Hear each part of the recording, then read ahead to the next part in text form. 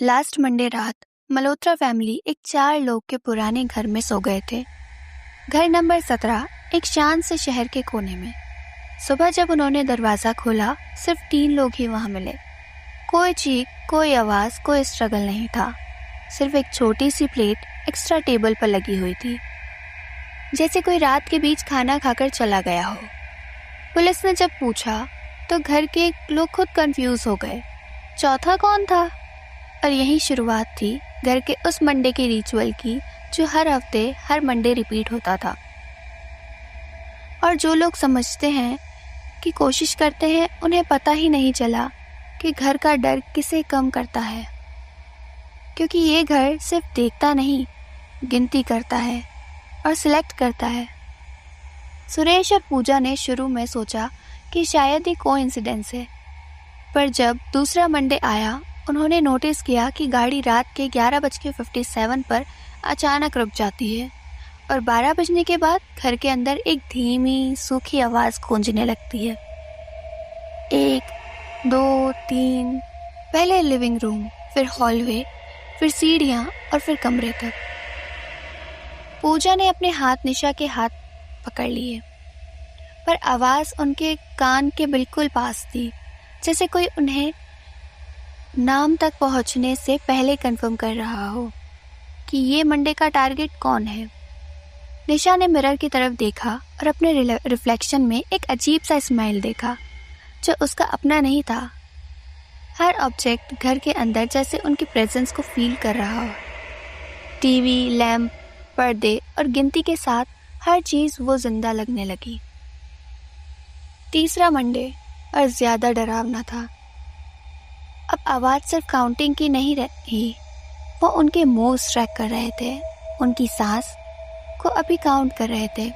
निशा जब किचन से गुजर रही थी, लैंप खुद जल गया। सीढ़ियों से नीचे उतरते हुए रेलिंग हिल गई, जैसे कोई वेट को चेक कर रहा हो। और जब गिनती 3 पर आई, कुणाल ने बिना किसी एक्सप्रेशन के कहा, मैं ऑलरेडी काउंटेड हूँ। सुबह जब लोग जग गए, कुणाल वहाँ नहीं था।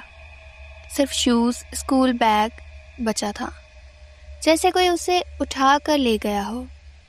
मल्होत्रा फैमिली ने पहली बार समझा कि ये घर सिर्फ गिनती करता है और हर सोमवार एक नंबर सिलेक्ट होता है। अगला मंडे और ज़्यादा खतरनाक था। घर का माहौल पूरा बदल चुका था। हर दीवार, हर कॉर्नर, हर ऑब्जेक्ट जैसे जिंदा हो गया था। पहले आवाज़ धीरे धीरे घूमती थी, अब वो चुपके से हर कमरे में अपने आप अपीयर होती है।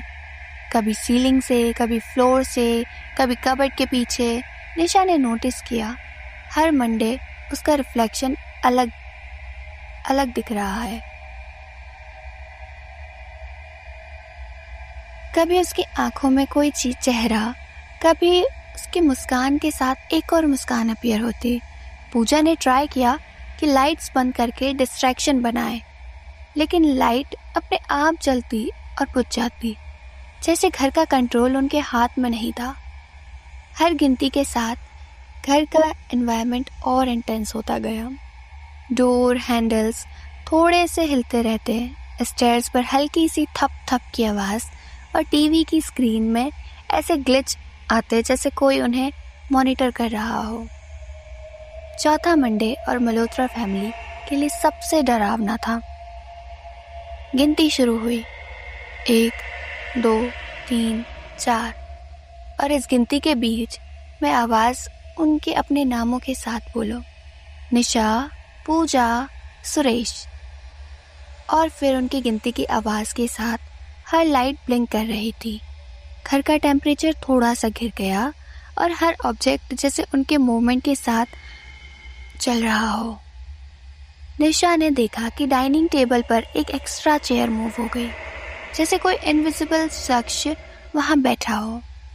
सुबह जब सनलाइट आई तो टेबल पर एक छोटा सा ब्लड स्टेन था, पर कोई नहीं था, कोई मिसिंग नहीं था।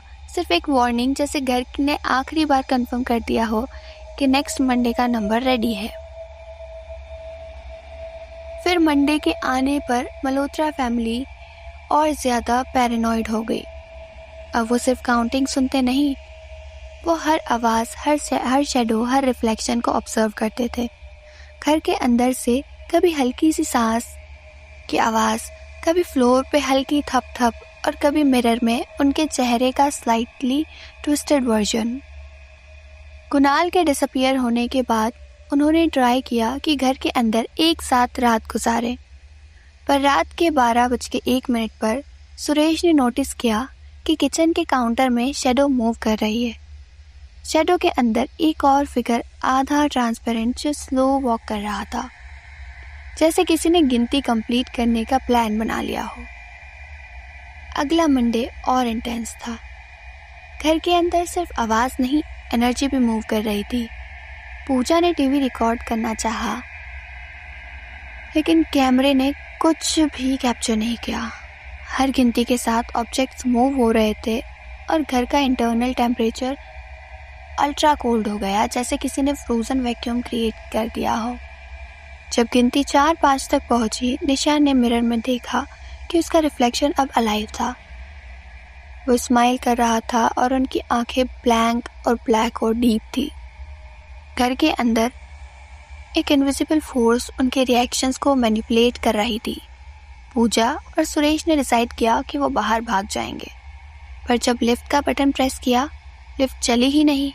हर कॉर्नर ब्लॉक हो गया और हर डोर के हैंडल थोड़ा हिल रहे थे, जैसे घर उन्हें रोक रहा हो। सुबह हुई और सिर्फ पूजा और नशा बची थी। सुरेश घर के अंदर कहीं गायब हो गया। उसके रूम के अंदर सिर्फ एक छोटा सा नोट पड़ा था, उंगलियों से लिखा हुआ, परिवार पूरा नहीं हुआ, नेक्स्ट मंडे रेडी हो जाओ। मल्होत्रा फैमिली समझ गई कि घर का प्लान हर मंडे रिपीट होता है और जो लोग सरवाइव करते हैं वो सिर्फ टेम्परेरी होते हैं।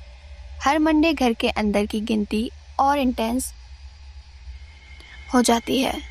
शेडोज और रिफ्लेक्शन मैनिपुलेट करते हैं और घर का इनविजिबल एंटिटी इंश्योर करता है कि हर हफ्ते एक ज़्यादा लोग डिसअपीयर हो, बिना कोई ट्रैक छोड़े। आज घर नंबर 17 फिर से रेंट पर चढ़ा। नए लोग शिफ्ट हो रहे हैं। पड़ोसी फिर वही लाइन रिपीट करते हैं, मंडे को ध्यान रखना वरना नेक्स्ट मंडे का नंबर तुम्हारा हो सकता है। और अगर आप ध्यान से सुने, रात के 12 बजे एक आसपास घर के अंदर से वो आवाज़ आती है, एक, और फिर गिनती शुरू होती है। हर मंडे रिपीट, हर मंडे एक नाम, काम, और हर मंडे सिर्फ एक वार्निंग की घर का डर टेम्पररी नहीं, ये एटर्नल है।